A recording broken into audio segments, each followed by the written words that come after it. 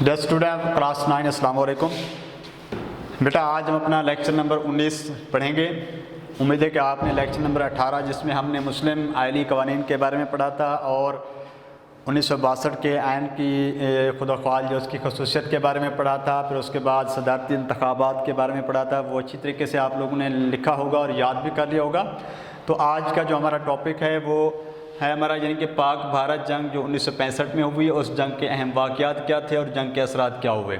उसके बाद जो माशी तरक्की मुल्क की हुई, किन किन शोबों में हुई उसके बारे में यानी ज़री शोबे पर तवज्जो दी गई। उसके बाद सनती तवज्जो शोबे पर तवज्जो, तालीमी और समाजी शोबों में बेहतरी के लिए वो जो इक़दामात किए गए उसके बारे में डिस्कस करना है, जो कि आपको ये न्यू बुक एडिशन के यानी कि पढ़ाया जा रहा है, जो कि सफ़ा नंबर 46 से 49 यानी कि 46 से 49 तक आपका ये सिलेबस है। इसको आपने उन्हें न्यू बुक में देखना है। अगर न्यू बुक जिस बच्चों के पास नहीं है तो ओल्ड बुक में भी ये पाक भारत जंग का वाक़या वहाँ पर लिखा हुआ है और माशी तरक्की के बारे में भी वहाँ से भी आप कर सकते हैं। तो क्योंकि ओल्ड बुक के अंदर थोड़ा सा लेंथी करके उनको जो ना वो लिखा गया है, इसके अंदर जो ना क्या है वो शॉर्ट करके लिखा हुआ है, अहम वाक़यात को डिस्कस किया हुआ है। आपकी मर्ज़ी जहाँ से भी आप करें, आपको इसमें कोई ऐसा हर्ज नहीं है। तो सबसे पहले हमने देखने के पाकिस्तान की जो पाक भारत जंग 1965 में जो हुई थी उसके बारे में हमने देखने के भारत ने क्या है पाकिस्तान से ही पाकिस्तान को कमज़ोर करने के लिए हर तरह की चाल चलना शुरू की। कभी वो सरहदी तनाज़ा और कभी पानी की तकसीम का मसला, कभी असासों की तकसीम में रुकावट, कभी कश्मीर के मसले पर पाकिस्तान के साथ ताल्लुकात ख़राब करता है। यानी कि जैसे ही पाकिस्तान आज़ाद हुआ तो उन्होंने मुख्तलिफ़ अंदाज में जो ना पाकिस्तान को कमज़ोर करने के लिए मुख्तलिफ़ चालें चलना शुरू कर दी। कभी पानी के मसाइल, कभी जो ना वो सरहदी इलाकों के ऊपर यानी कि सरहद के ऊपर जो ना वो हमले, कभी जो ना वो क्या किया कि असासों की तकसीम के अंदर रुकावट बन गया।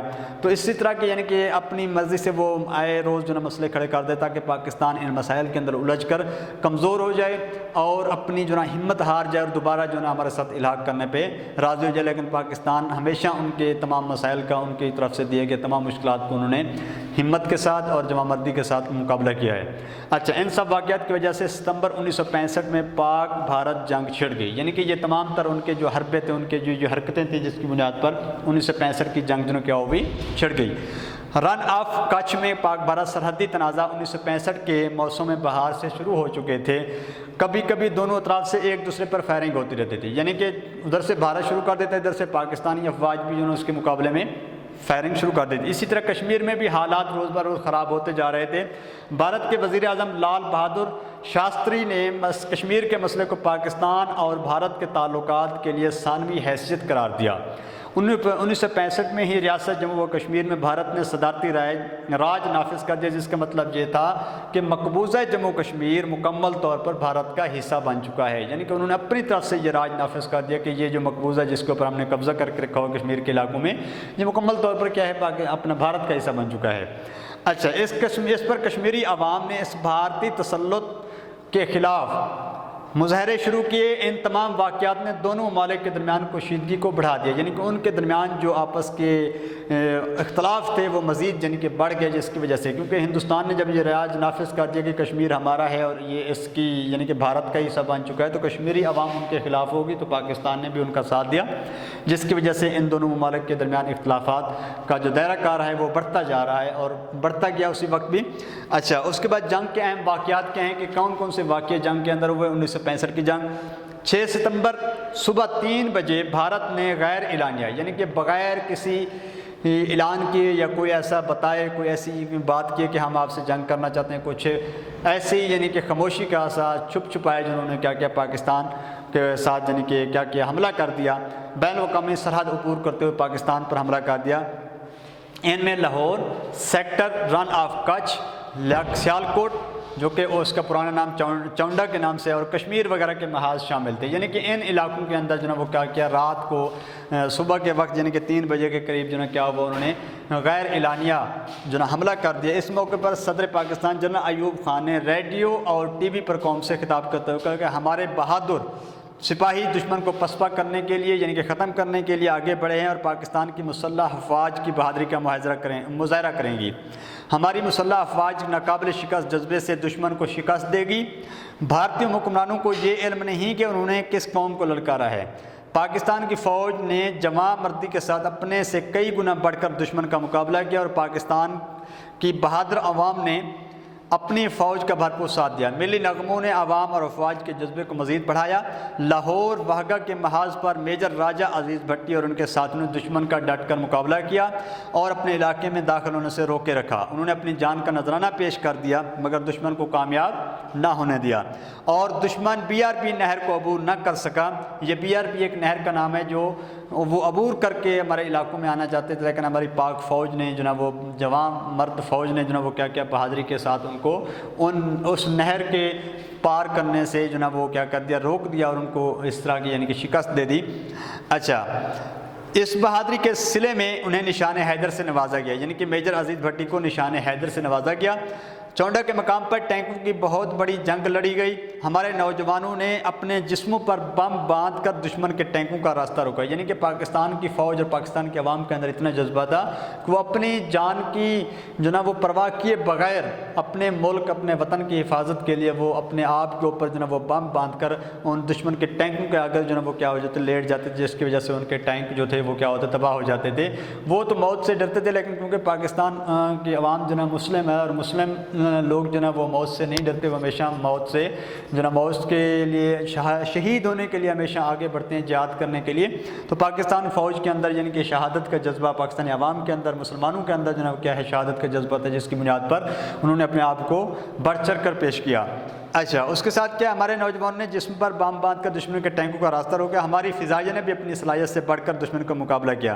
صرف ابتدائی 3 دن میں بھارتی فضائیہ کی کمر توڑ دی، یعنی کہ فضائی حدود کے اندر جو انہوں نے حملے کیے تو ہماری پاک فضائیہ نے بھی بڑی جرأت کے ساتھ ان کا مقابلہ کیا اور 3 دن کے اندر اندر ان کو شکست دی اور ان کی کمر توڑ دی۔ فضائی جنگ میں اسکواڈرن لیڈر MM عالم کا نام ہمیشہ کے لیے تاریخ میں رقم کر دیا گیا، جس نے صرف 1 منٹ میں بھارتی فضائیہ کے 5 جہاز جو نا فضا کے اندر کیا کیا، تباہ کیے، یعنی کہ 1 منٹ کے دورانیے کے اندر بھارت کے 5 جہاز جو نا وہ جنگی جہاز ان کو کیا کیا، تباہ کر دیا۔ ہمارے فوجی جوانوں نے جنگی تاریخ کے یادگار کارنامے سر انجام دیتے ہوئے جام شہادت نوش کیا، جبکہ عوام کا جذبہ بھی دیکھنے کے قابل تھا۔ تو اس جنگ کے بعد جو اثرات جو وقوع پذیر ہوئے کہ جنگ ہونے کے بعد جو اثرات آئے اس خطے کے اندر یعنی کہ دونوں ممالک کے درمیان، وہ کیا اثرات ہوئے کہ اس عوامی جوش و خروش کے پیش نظر پاکستان کے 3 شہروں لاہور، سرگودا اور سیالکوٹ کو حلال استقبال سے نوازا گیا اور ان کو یعنی کہ ہلال استقبال سے نوازا گیا۔ اس جنگ کی بدولت پاکستان کے عوام میں قومی یکجہتی اور اتحاد کی روح پیدا ہوئی۔ پوری قوم نے اپنے ذاتی اندرونی اختلافات کو بھلا کر متحد ہو کر پورے نظم و ضبط کے ساتھ حملہ آور دشمن کا مقابلہ کیا، یعنی کہ ہمارے درمیان اس وقت کوئی اختلاف نہیں تھا کہ کوئی کس پارٹی کا ہے، کوئی کس علاقے کا ہے، کوئی کس صوبے کا ہے، کوئی کس زبان سے تعلق رکھتا ہے، کوئی کس یعنی کہ مکتب فکر سے تعلق رکھتا ہے۔ اس وقت کوئی ایسی اختلاف نہیں تھا، سب جو ہے نا وہ کیا ہوئے، یک زباں ہو کر پاکستانی کا نعرہ، پاکستان کا نعرہ لگا کر اور پاکستانی ہونے کی حیثیت سے دشمن کا مقابلہ کیا۔ اچھا، اور صدر پاکستان کی اپیل پر پوری قوم نے کیا کیا، یعنی کہ چندہ کی اپیل بھی کی اور جوانوں نے ہسپتالوں جا کر اپنے زخمی فوجیوں کو خون بھی دیا۔ اس جنگ میں برادر اسلامی ممالک نے پاکستان کا ساتھ دیا، یعنی کہ جتنے بھی ہمارے اسلامی ممالک ہیں دوسرے جیسے سعودی عرب، ترکی ہے، اس کے علاوہ اور بھی بہت سارے اسلامی ممالک ہیں جنہوں نے ہمارا یعنی کہ ساتھ دیا اس مشکل حالات میں، اس مشکل وقت میں۔ اس جنگ کی وجہ سے پاکستان کا دفاع مضبوط ہوا اور مسئلہ کشمیر بھی اجاگر ہوا۔ ہر سال 6 ستمبر کو یوم دفاع کی تقریبات جوش و خروش و جذبے کے ساتھ منائی جاتی ہیں تاکہ ایک دفعہ پھر دشمن کو بتایا جائے کہ تمام سچے جذبے آج بھی اپنے وطن کے لیے زندہ ہیں، آج بھی یعنی کہ ہمارے وہ جذبے اجاگر ہیں۔ 6 ستمبر کو یہ یوم دفاع منانے کا مقصد بھی یہ کہ دشمن کو بتا دیا جائے کہ یہ نہ سمجھنا کہ وہی صرف ایک 6 ستمبر تھی، ہمیشہ کے لیے یہ 6 ستمبر آپ کے سامنے جو نا وہ جوش و خروش سے منائی جائے گی تاکہ آپ کو پتہ چلے کہ پاکستان کے نوجوان، پاکستان کی فوج کے جذبے جو نا ابھی تک وہی ہیں جو 1965 کی جنگ میں تھے، ابھی تک ان کے جذبوں کو کوئی زوال نہیں پہنچا۔ تو 6 ستمبر 1965 کی صبح بھارت نے پاکستان پر حملہ کیا۔ اب اس حملے کے جواب میں ہماری فوج نے جس طرح وطن کا دفاع کیا اس کی مثال کہیں نہیں ملتی۔ ہر کوئی اپنے اپنے انداز میں وطن عزیز کے لیے قربان دینے کو بےقرار تھا۔ فوج کے ساتھ ساتھ 1965 کی پاکستان بھارت جنگ میں عوام کے جذبوں اور دعاؤں کی بدولت فتح پاکستان کا مقدر بنی۔ قومی یکجہتی، حب الوطنی، اتحاد نے ہمارا سر پوری دنیا میں اونچا کر دیا۔ اچھا، تو اس طرح سے یعنی کہ ملک اور قوم کی حفاظت کرنے والے بہادر نوجوانوں کو سلام کے جنہوں نے اپنی زندگی کی پرواہ نہ کی اور شہادت کے اونچے مرتبے پر فائز ہو گئے۔ تو اس کے بعد بیٹا ہمارا کیا ہو کہ معاشی ترقی ہماری ملک کے اندر کیا ہے کہ معاشی ترقی جنرل ایوب خان کے دور حکومت میں معاشی ترقی کی اوسط سالانہ شرح جو تھی وہ 7% کے قریب تھی، اور معاشی ترقی کے لیے جنرل ایوب خان نے درج ذیل اقدامات کیے۔ جنرل ایوب خان نے اس وقت کون کون سے اقدامات کیے؟ انہوں نے سب سے پہلے زراعت کے شعبے پر توجہ دی۔ پاکستان کی معیشت کا انحصار کیونکہ سب سے زیادہ زراعت پر ہے، اور پاکستان کے اندر زراعت جو نا وہ ایک ریڑھ کی ہڈی کی حیثیت رکھتی ہے۔ اچھا، مختلف انہوں نے کیا کیا؟ زراعت کے شعبے میں مختلف اصلاحات متعارف کروائے۔ انہوں نے بڑے جاگیرداروں کے لیے زمین کی ملکیت کی حد مقرر کی، یعنی کہ بڑے بڑے جو زمین جن کے پاس تھی، بڑے بڑے جاگیردار تھے، ان کے پاس جناب وہ زمین کی ملکیت کی حد مقرر کی کہ ہر ایک جاگیردار کے پاس اتنی ایکڑ یا اتنے مربع جناب وہ زمین ہوگی۔ اچھا، مزارعوں اور ہاریوں میں زمین کی تقسیم کی۔ مزارعوں کے یعنی کہ جو مزارع ہوتے تھے ان جاگیرداروں کے پاس، ان کو بھی زمین کا حصہ دے دیا گیا۔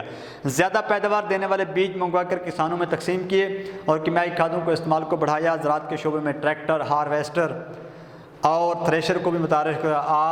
آسان شرائط پر زرعی قرضوں کا اجرا کیا تاکہ غریب کسان جو نا وہ کیا ہے نئی مشینیں اور جو نا اپنا کھادیں اور بیج خرید سکیں۔ آبپاشی کے نظام میں بہتری کے لیے کئی نہری نظام اور ڈیم اور بیراج وغیرہ بنائے۔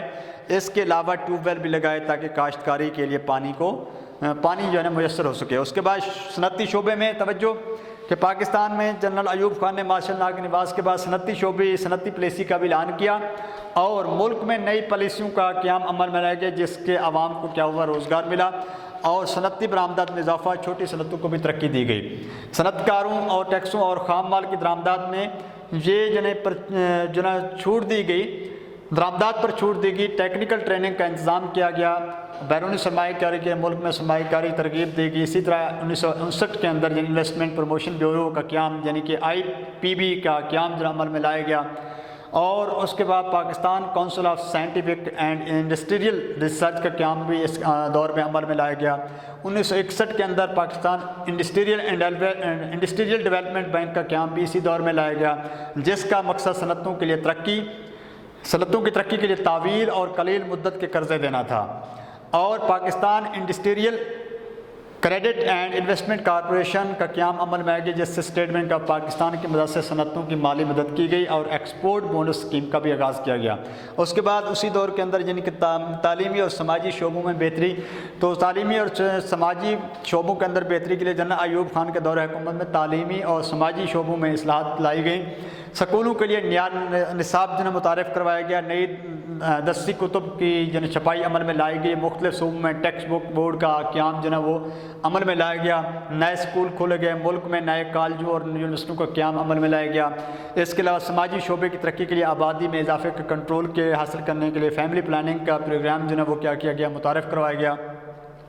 اور جنرل ایوب خان نے کے دور حکومت میں ملک کی ترقی میں اضافہ، اور آج بھی معاشی ترقی کے لحاظ سے جنرل ایوب خان کا دور وہ مثالی دور سمجھا جاتا ہے، یعنی کہ اس دور کے اندر جو صنعت اور زراعت کے شعبے کے اندر اور تعلیمی اور سماجی لحاظ سے جو ترقیاں ہوئی ہیں وہ ایک مثالی دور سمجھا جاتا ہے جنرل ایوب خان کا۔ تو بیٹا آج کا جو ہمارا لیکچر ہے جو ہم نے اپنی نیو بک کے ایڈیشن سن 2020 اور 21 سے پڑھا ہے، یہ جو سوال پاک برات جنگ کا یہ آپ کی اولڈ بک کے اندر بھی شامل ہے، اور معاشی ترقی والا یہ بھی اس کے اندر شامل ہے۔ آپ کو جہاں سے بھی آسان لگے آپ کر سکتے ہیں، یہ ان کے پکچر بھی آپ کو وہ سینڈ کر دی جائیں گی۔ اگر جس کے پاس بچوں کے پاس بک نہیں ہے تو وہ ان پکچر سے بھی اس سے وہ کیا کر سکتے ہیں، مدد حاصل کر سکتے ہیں۔ تو یہ آپ کے 2 کویسچن پاک بھارت جنگ کے بارے میں یا ان کے واقعات جو ان کے اثرات کو تحریر کریں، اور معاشی ترقی کے بارے میں لکھیں۔ یہ شارٹ کویسچن کے طور پہ آ سکتے ہیں کہ پاکستان کے معاشی ترقی کے یعنی کہ زرعی شعبے کے بارے میں لکھیں، یا صنعتی شعبے کے بارے میں لکھیں، یا تعلیمی اور سماجی شعبے کے بارے میں لکھیں، یا اس کا پورا سوال بھی پوچھا جائے کہ پاکستان کی معاشی ترقی کے بارے میں لکھیں۔ تو ہم نے یہ تینوں جو یہ ہمارے عنوانات ہیں، یہ ہیڈنگ جو رائٹ کر کے ان کے بارے میں ہم نے تفصیل سے وضاحت کے ساتھ رائٹ کر دینا ہے۔ تو امید ہے آپ لوگوں نے اچھے طریقے سے اس کو یاد کرنا ہے اور اس کو لکھنا بھی ہے۔ اوکے، اللہ حافظ۔